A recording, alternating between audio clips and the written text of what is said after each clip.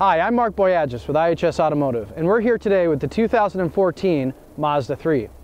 Now for 2014, Mazda upgraded two of its most important product segments, the compact sedan and the midsize sedan, be it the Mazda 3 and the Mazda 6.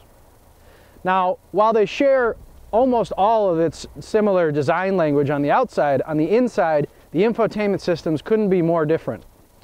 The Mazda 6 kept the older TomTom-based navigation and infotainment platform, whereas the Mazda 3 got upgraded to the Mazda Connect infotainment system, which ditches the TomTom content and adds a more flexible Linux OS. In addition, with the new Mazda Connect system came a whole new design philosophy to human-machine interface. And while the system looks really good on paper, it leaves a little bit to be desired in implementation, and hopefully things that we think Mazda could fix with software updates in the next couple of months. Let's take a closer look inside to see where Mazda's hit the mark and where Mazda needs to make some improvements with this new Mazda 3. Now inside the Mazda 3 with the Mazda Connect system, as you can tell, there's a totally different HMI design element and philosophy to this vehicle. We have a 7-inch touchscreen up here for controlling all the menus that works very harmoniously with the rotary controller down here. Buttons for the rotary controller are a favorites key, which integrate nav, phone, and audio favorites, as well as nav access, media access, and a home key.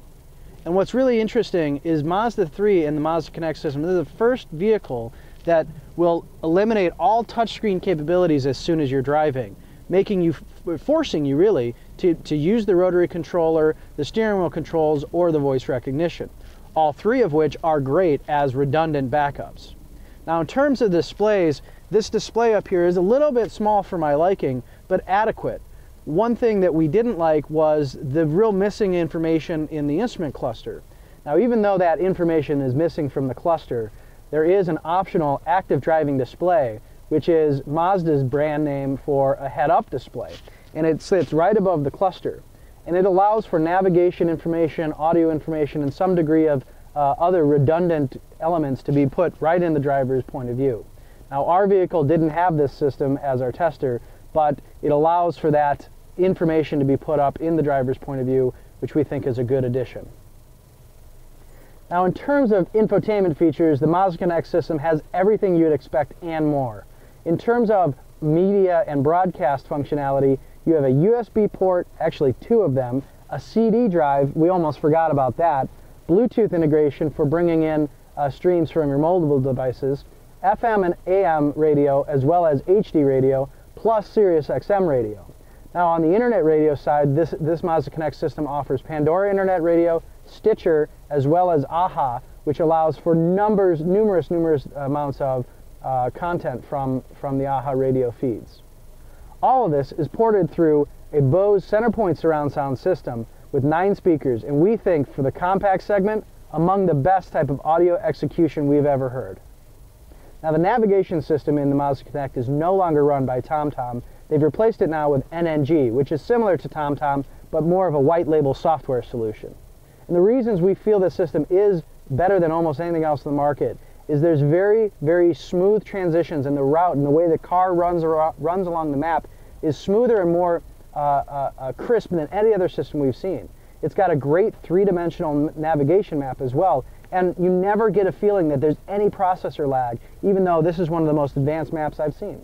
So really good implementation there. Now lastly, the Mazda Connect system has a connected services architecture as well, which really leverages the mobile device and a 3G or an LTE network that you can stream off of it. As you know from any iPhone or Android device, in most cases for an extra fee you can broadcast your network and use it as a Wi-Fi hotspot. This vehicle will connect to that and offer you traffic, fuel prices, and weather live up to date in real time. The problem is in this vehicle we weren't able to get that to work because Mazda hasn't enabled their toolbox, as they call it, yet for this vehicle, but we believe that customers would be getting this access in short time. Now while all these features, the internet radio, the navigation system, the connected services, well they're all great on paper, we had some really weird bugs and errors in implementation in our test. Many times the audio system just wouldn't work. You could turn the volume up and down and it really just didn't have any output. rendering the system almost completely useless. The voice recognition, which is activated via the steering wheel control button, went dead on us a number of times, and it was really intermittent. When it was working, the system was fantastic, but there were clearly some performance issues, not with lag, but rather with active and inactive services and features that we feel in a short period of time, we hope, Mazda will be able to remedy completely with software updates.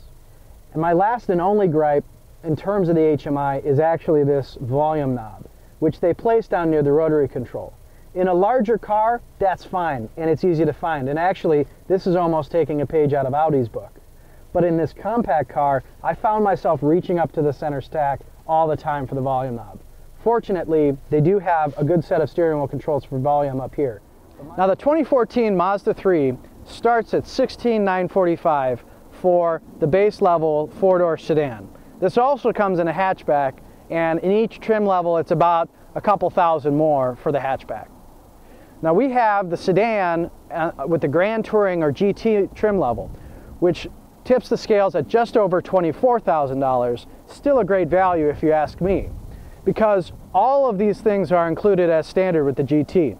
Bose Centerpoint surround sound audio with 9 speakers, Pandora Internet Radio, SMS text messaging, navigation, Mazda Connect, blind spot monitoring, rear camera. I mean, the list is amazing. And for $24,000, with the fuel economy that this thing gets, it's going to sell really competitively. In fact, I don't think Mazda has anything to worry about when it comes to Corolla, Elantra, or even Civic.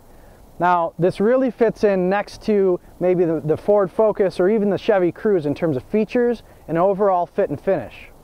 So hopefully Mazda can get the type of sales figures that Ford and General Motors are getting out of their compact sedans. For more on this and other IHS automotive reviews, go to ihs.com/automotive or subscribe to our YouTube page.